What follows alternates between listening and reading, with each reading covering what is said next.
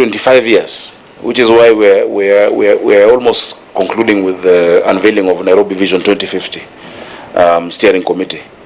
In the next 25 years, we'll have 10.5 million people in the city of Nairobi. Of course, there is a huge strain on the infrastructure as we speak. There's need for us to avoid what we call urban decay or urban sprawl, which is why our development control proposals at the assembly are to increase the heights, But it's not increasing the heights without thinking about the amenities and the utilities. And I will break down to you what we're doing with water and sewer. And many will tell you they're getting more water, but I'll explain why and how and what is happening with that respect. Chair, you have urban decay in areas where somebody has to travel from Kamulu to go drop their child to school in Makini and go to work in Westlands, or go to hospital at Mama Lucy on Kangundo Road. Yet, each of these estates should be able to have all of these amenities. That is what had been before. You'd have a health center, you'd have a market, you have a hospital, you have a school, and possibly many people would work around that area. Now, avoiding urban sprawl is not creating a concrete jungle. Any globally acclaimed urban planner will tell you that is where the world is moving to. You'll be shocked. And this one you can Google and search or research in any way. In the east coast of the US, the greenest part of the US is Manhattan. That is considered the greenest part based on carbon emissions. And it is that way because they have done what we call densification. With that densification, more people are walking, they're using less fuel, the emissions are much lower, people can cycle to work, they can walk to work, and that is how you create a city that is, geared towards the future. We're dealing with climate action. Remember, Chair, this is not just a Nairobi problem, it's an African context problem. In the 1950s, 22% of the world's population was in Europe, only 7% in Africa. Where we're going to, in that 2050, 1 out of 4 people will be living on the continent of Africa. And of those 1 out of 4, 25%, 65% will be in our urban areas.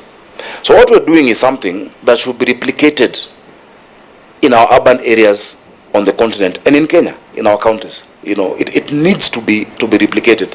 Otherwise, you'll have sprawling informal settlements, you'll have poor quality of life. And so when we're doing these estates, we're putting into mind the need for urban areas, green urban spaces, recreation facilities, water, sewer provision, the issues of traffic. Now, when it comes to, and of course on infrastructure, this is the reason why, and you've mentioned the flooding and the roads etc., why we're still putting up a very big fight as the governors on the issue of the road maintenance fuel levy. And I want to thank the Senate. The Senate has been resolute on this. And a lot of our leaders, especially the Right Honorable Prime Minister, has spoken about it time and time again, that it cannot be that every Kenyan pays for fuel levy when they buy fuel. They pay for it. Inadvertently, everyone pays for it. And then there are 2 categories of roads, national and county, but you want this money only on the national roads. You come to a city like Nairobi, you find like the major arteries that everyone is talking about and has a problem, Jogo Road, for instance, Agwins Kodhek, go to Juja Road, are not managed by the county. The funds are not there with the county, but when people hit those bumps, the name that is easiest to pronounce is Sakaja. Let us have the responsibility with the resources. The members of parliament cannot want to control infrastructure and plan citywide or countywide, yet the area of focus is so narrow. And I gave an example. I don't want to give a specific member, but if you have a member of parliament who has a huge informal settlement and also a middle class settlement, for instance, Upper Hill and Kibra, or Hurlingham and Kawangware, or Westlands and Kangemi, when they get money through Kera, and I don't know why Kenya rural roads is in Nairobi, but anyway, they are.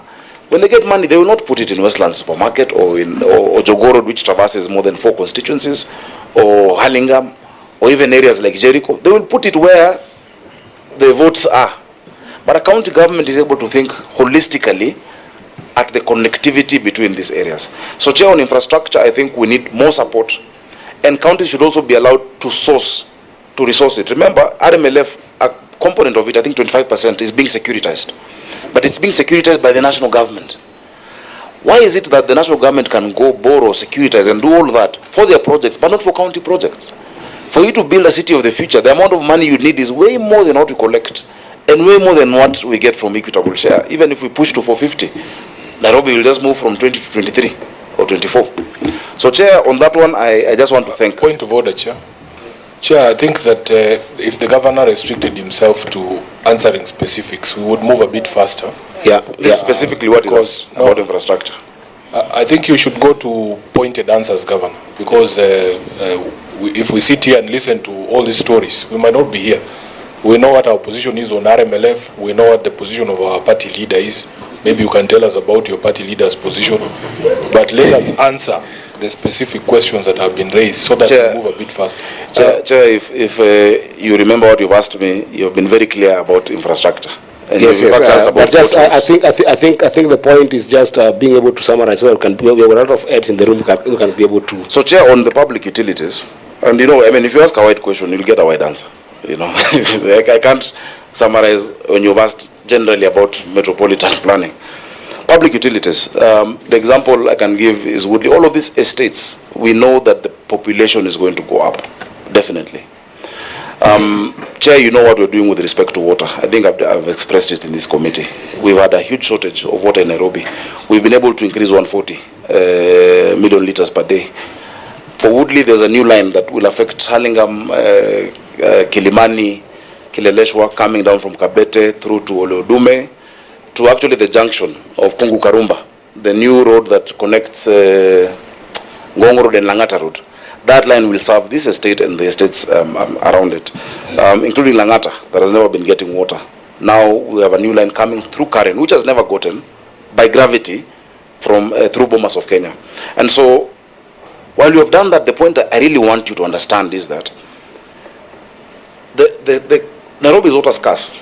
Yeah, we require 900 million liters a day, but we only had 525 million liters a day. We've added 140, but there is still a gap. There are two projects which I would urge you to help us sort out. On Northern Collector 2 and Maragua 4, that will add another 220 million liters a day to serve these estates. It can be done within the next 2.5 years. The financing request, again, is stuck at the national level. So, Chair, I think I'll leave it at that. Remember, with increased water, 75% of it then must be sewer provision. That is how you calculate it.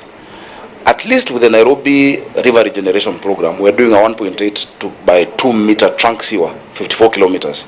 That will serve population for the next 40 years, but along that corridor.